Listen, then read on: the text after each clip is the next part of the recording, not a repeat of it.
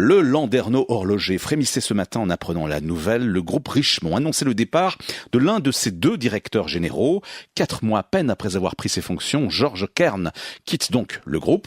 Et apparemment, ce serait pour relever un défi de taille, puisqu'il aurait racheté des parts de la marque Breitling, une marque en difficulté, récemment rachetée par le fonds d'investissement britannique CVC. Grégory Ponce, bonsoir. Bonsoir. Vous êtes un insider du secteur de l'horlogerie en Suisse, puisque vous dirigez le site Business Montre et Joaillerie. Le départ de Georges Kern, c'est un coup dur pour Richemont ?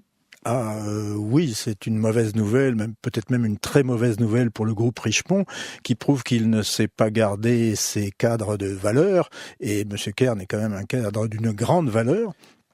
C'est aussi un groupe qui perd un actif essentiel, puisque M. Kern savait absolument tous les secrets du groupe Richemont, tous les secrets de la marque IWC dont il s'est occupé pendant longtemps, ouais. Et il part chez Breitling, qui est la marque la plus directement concurrente d'IWC. C'est un peu comme si le patron de la CIA américaine était recruté par les services secrets russes. Ouais.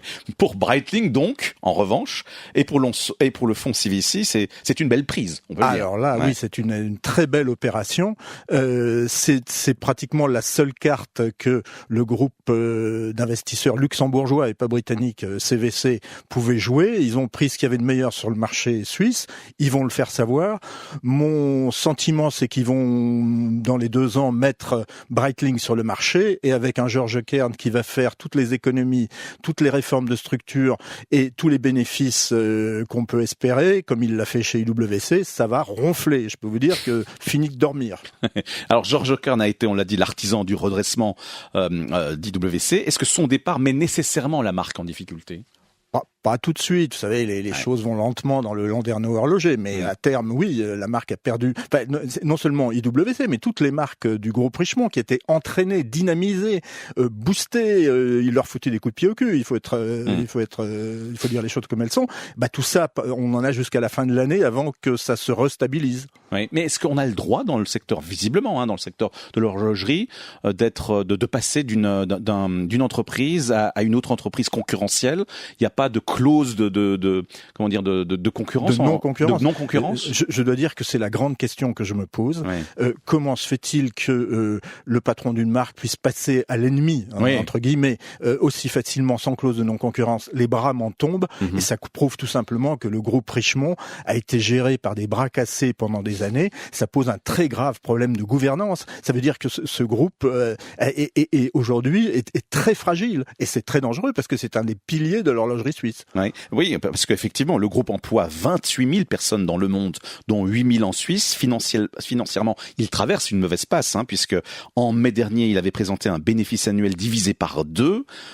Non, mais attendez, vous rigolez. Aujourd'hui, l'action du groupe Richemont a monté. Ils se sont appauvris aujourd'hui en perdant Kern, et l'action a monté. Le cours boursier, ça ne veut rien dire. Oui, tout à fait. Mais aujourd'hui, il est en pleine restructuration. Qu'est-ce qui va se passer après ce départ ? Ça va être le bordel. Faut parler là aussi franchement. Jérôme Lambert sera le seul CEO. C'est même pas sûr. Ouais. C'est même pas sûr. Il va falloir qu'il trouve quelqu'un. Monsieur Rupert, le patron, l'actionnaire principal du groupe, préfère les attelages à 2. Bon, il va falloir trouver quelqu'un pour être avec Jérôme Lambert. Et je suis pas certain que Jérôme Lambert ait envie de se coller à ce chantier immense, qui est peut-être une mission impossible, qui est la réforme des structures internes du groupe Richemont. On dit souvent que le milieu de l'horlogerie est plein de gros égaux.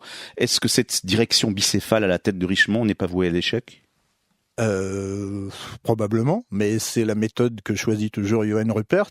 Et l'ego, ça peut être aussi une dynamique, ça peut être un moteur. Monsieur Kern a un très très gros ego, mais ça l'empêche pas de faire des bonnes choses. Merci Grégory Ponce. Je rappelle que vous dirigez le site Business Montre et Joaillerie. Bonne soirée. Merci.